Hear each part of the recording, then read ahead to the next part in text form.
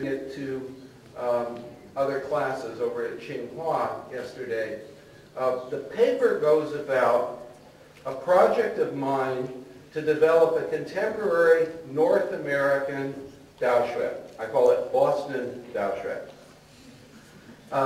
And it's different from previous kinds of work that many of us have done in North America, because most of the time we have spent our time trying to explain the historical complexities and the philosophical and religious history of Confucianism. But I decided to try to write a contemporary version of Confucianism. And part of that, again, and I'm going to try to be very brief this evening so we can get back to Professor Du's commentaries on our presentation, is the fact that Confucianism already is an international tradition in the same way Professor Du explained to us. It starts small in the state of Lu with this traveling teacher. It moves out into the North China Plain. It expands during the Han Dynasty. It's confronted by Buddhism. You have a great reform during the Sung period. That kind of Confucianism then has a tremendous impact on East Asia. So much so that you find brilliant Confucian thought being carried out in Vietnam, in Korea, and Japan. So why not have a similar experiment of the transmission of the Confucian way into a place such as Boston? Now, what my task I have set for myself is a thing that actually I and the other scholars here have talked about.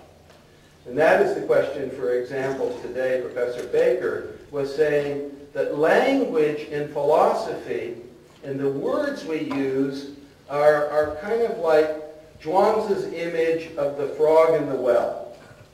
You know, the frog sits in the well and looks up at the world. And so the frog looks up at the world in Zhuangzi and says, "Ah, the sky is that little blue space." That word picks out that little blue space. All our words in philosophies do that. I think one of the things that I find, at least in North America, is the fact that we have used Western philosophic concepts to try to describe Confucianism. Now, the philosophy works well enough, but as we have talked about the spiritual dimension, it really breaks down. Western concepts of philosophy work perfectly well for Western religions. They work for descriptions of Judaism, Christianity, and Islam. When you get to India, they also will work very well for theistic parts of Hinduism. We have a lot of trouble using Western concepts to look at Buddhism. And when we get to China, it breaks down completely. For example, the perennial question that we raised tonight, is Confucianism a religion? If I were to ask you that, and we were to take a poll, some of you might say yes, some of you might say no. Many of you would say, it's a silly question. It doesn't fit the Chinese reality.